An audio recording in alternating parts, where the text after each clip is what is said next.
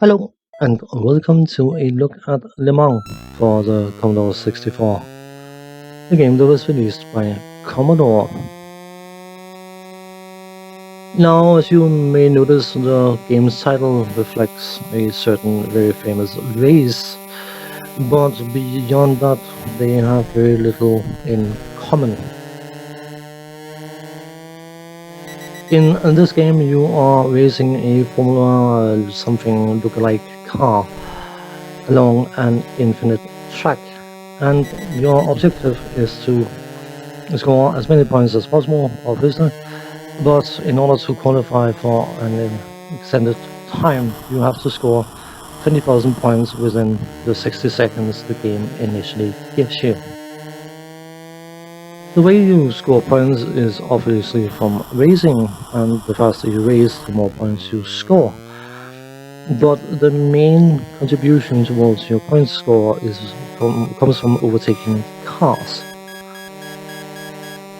There will be an overtaking indicator on the screen, and once you have overtaken 9 cars, you will get a 1000 point bonus, and that is essential to obtain a handful of in order to earn the required points to earn a time extension.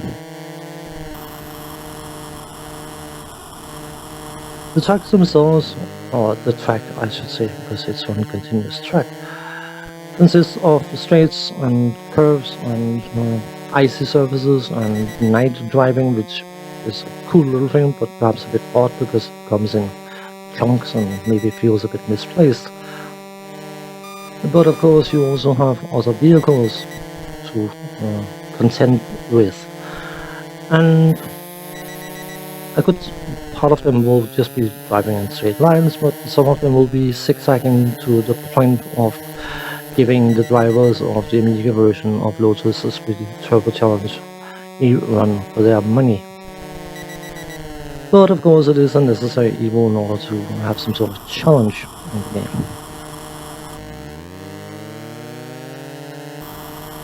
The game also features a pit. If you smack into something, either other cars or you're driving off the track for too long, your car will look like it's in a very sorry state, and the game will immediately spawn a pit lane that you can go into in order to get your car repaired, and that is highly recommended because your speed is very limited while your car is on fire or whatever else it is.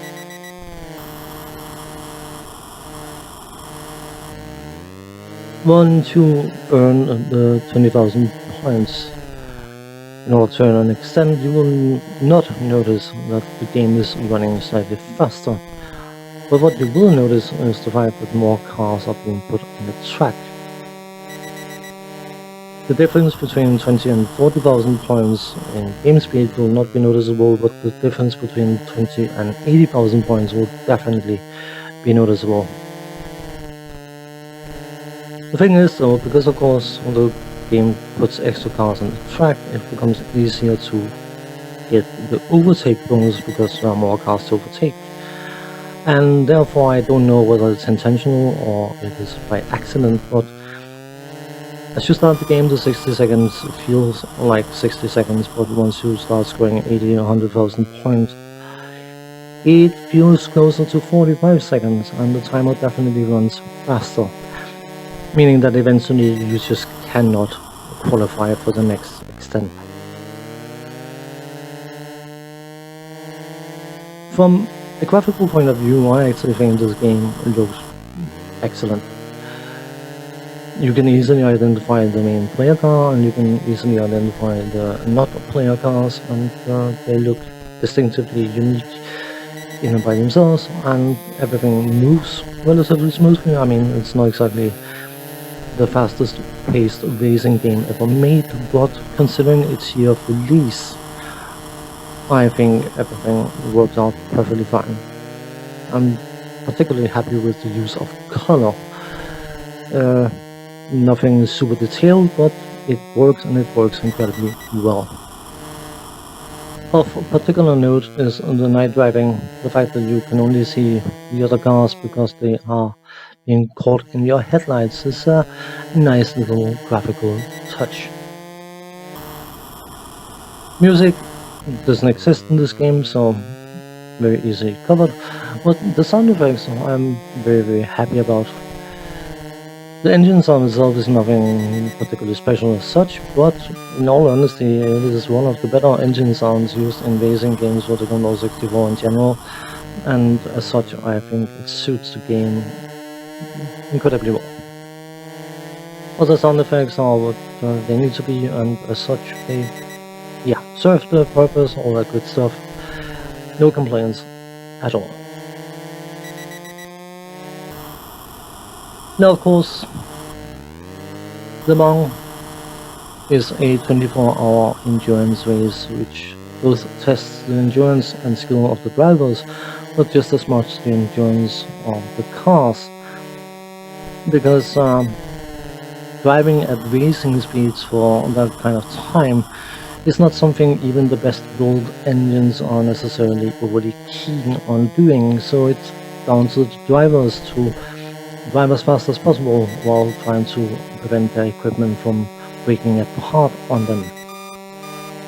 And in that regard, this game doesn't really reflect that aspect.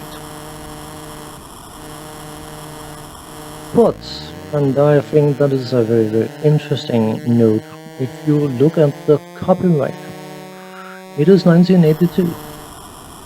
And I am 99.99% certain that the Commodore 64 was released in 1983. Meaning, of course, that this could indicate that this game is a game that Commodore made to be released alongside the computer in 1983 in order to have some sort of software library available for the system. And that is something that I personally find sad that Commodore abandoned creating gaming software for their computers, because those very early Commodore 64 games made by Commodore themselves were of a surprisingly high quality, all things considered.